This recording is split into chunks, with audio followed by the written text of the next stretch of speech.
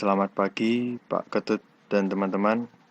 Saya Usia Dwi Indrawan, NIM 175214038 akan mempresentasikan tentang review jurnal dengan judul Effect of Nanoparticle on Heat Capacity of Nanofluid Based on Molten Salt (SPCM) for Thermal Energy Storage dengan penulis Manila Ciarusi, Gian F.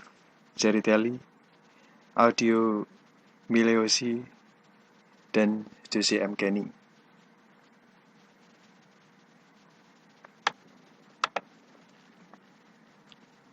Selanjutnya, tujuan dan ide yang ditawarkan.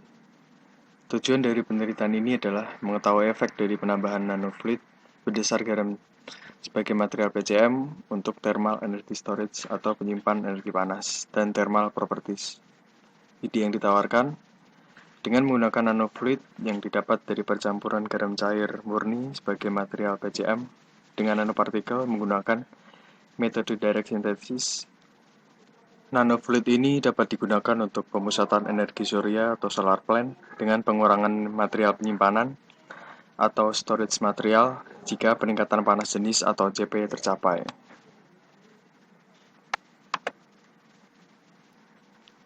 Selanjutnya untuk metodologi menggunakan campuran 60% NaOH3 dan 40% KNO3 dengan titik leleh kurang lebih 200 derajat Celcius.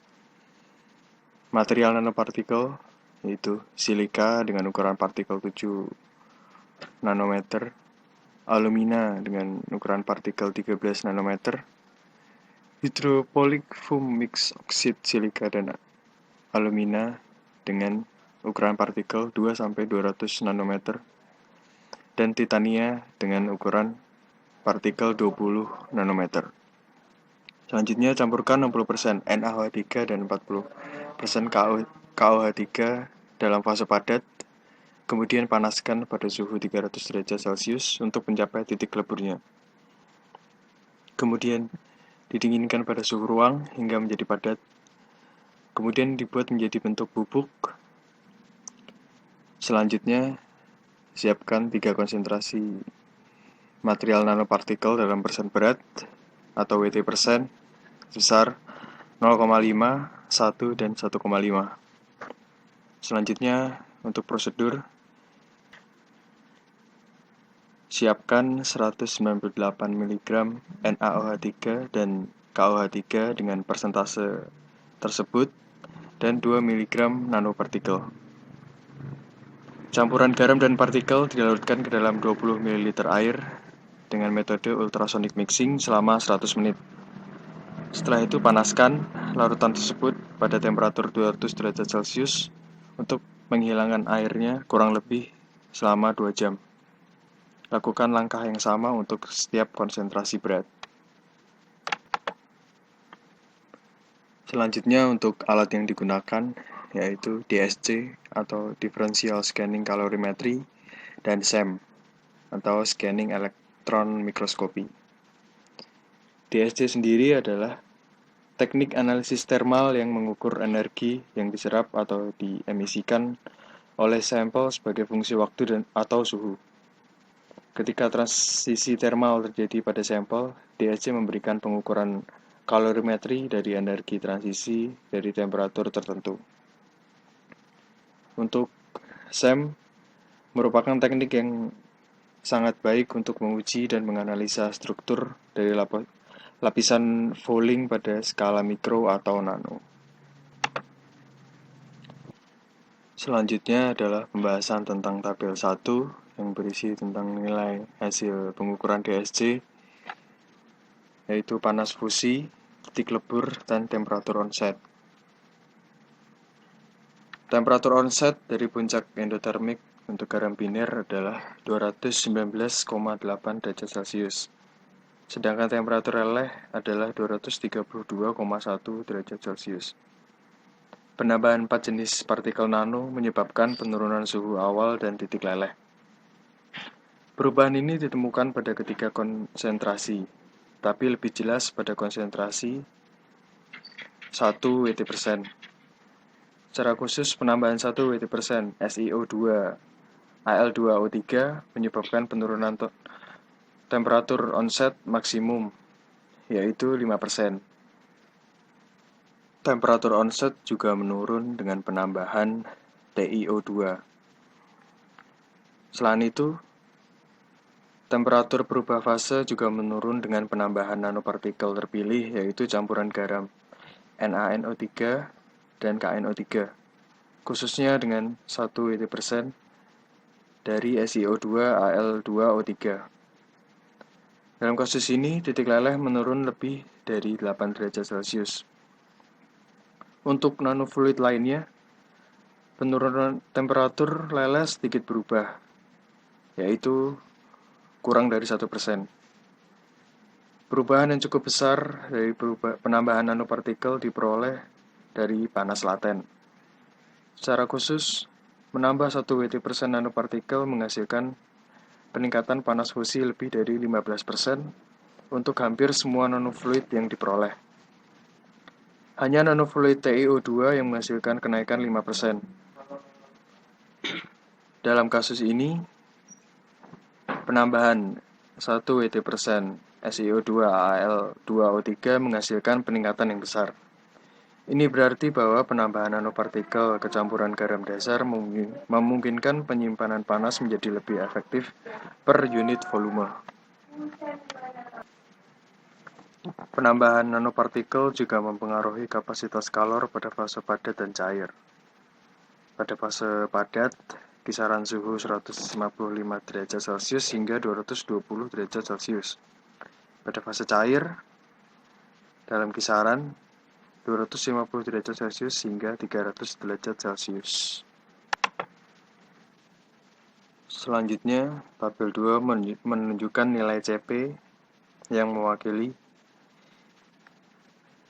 rata-rata aliran panas versus suhu untuk campuran garam biner NaNO3, KNO3, dan nanofluida. Kalor jenis rata-rata garam dasar dalam fase cair adalah 1648 kJ per kilogram Kelvin. Penambahan nanopartikel ke garam basa meningkatkan Cp baik dalam fase padat maupun cair, dengan 1 WT% berat dari semua nanopartikel yang dianalisis. Peningkatan Cp yang lebih tinggi diperoleh pada fase padat, dan peningkatan Cp pada fase cair cenderung lebih sedikit.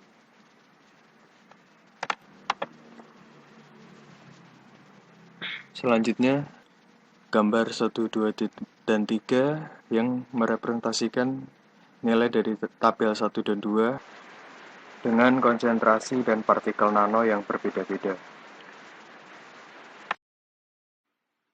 Selanjutnya, gambar 4 menunjukkan prediksi teoritis panas spesifik,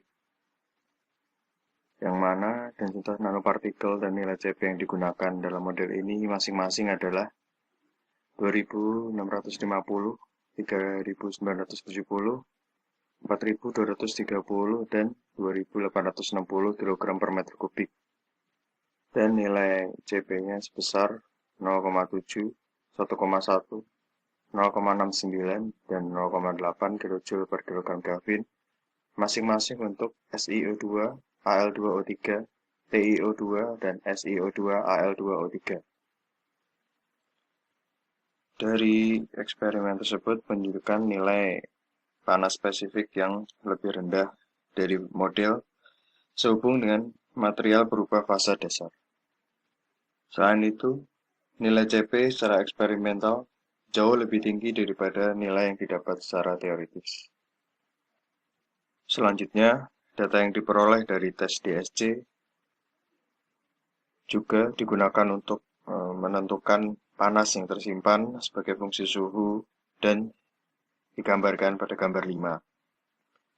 Selanjutnya, area kurva nanofluida dan kurva garam dasar pada gambar 5 menunjukkan indikasi peningkatan kapasitas termal. Area kurva tersebut dibatasi oleh konsentrasi dari 0,5 WT% hingga 1,5 WT%. Dari gambar 5 menunjukkan kapasitas termal yang diperoleh dengan penambahan nanopartikel SiO2 AlO3 dengan konsentrasi 1 Wt% mengalami kenaikan paling tinggi. Selanjutnya, mikrograf SEM dari semua nanofluid ditunjukkan pada gambar 6, di mana panel A, B, C, dan D mengacu pada konsentrasi 0,5 Wt%, panel E, F, G, H dengan konsentrasi 1 Wt%, dan panel I, J, K, dan L pada konsentrasi 1,5 Wt%. Dari gambar tersebut, terlihat bahwa dengan konsentrasi yang lebih rendah, nanopartikel tidak secukupnya tersebar pada garam dasar. Sebaliknya, pada gambar 6i, J, K, dan L menunjukkan bahwa 1,5 Wt% dari nanopartikel mempunyai konsentrasi yang terlalu tinggi. Dari gambar 6e, kita dapat melihat keberadaan agregat non-homogen dari nanopartikel silika dengan konsentrasi berat 1 Wt%. Dari gambar 6F menunjukkan struktur nanofluid dengan konsentrasi berat 1% alumina. Kita dapat melihat agregat Al2O3 yang terdispersi dengan baik dalam nanofluid. Dari gambar 6G, kita dapat melihat struktur nanofluid TiO2 dengan konsentrasi berat 1% yang membentuk agregat lebih besar. Selanjutnya, gambar 6D, H, dan L menunjukkan struktur nanofluida dengan campuran 82% SiO2 dan 18% Al2O3. Dari struktur nanofluida tersebut menunjukkan semakin tinggi peningkatan kapasitas panas. Interaksi terbaik ditunjukkan dari nanopartikel SiO2 Al2O3 dengan konsentrasi berat 1% yang memungkinkan terjadinya peningkatan panas spesifik paling tinggi. Semakin tinggi panas spesifik yang tercatat dalam penelitian ini terkait dengan energi permukaan spesifik yang tinggi, terkait juga dengan luas permukaan nanopartikel yang tinggi per unit volume.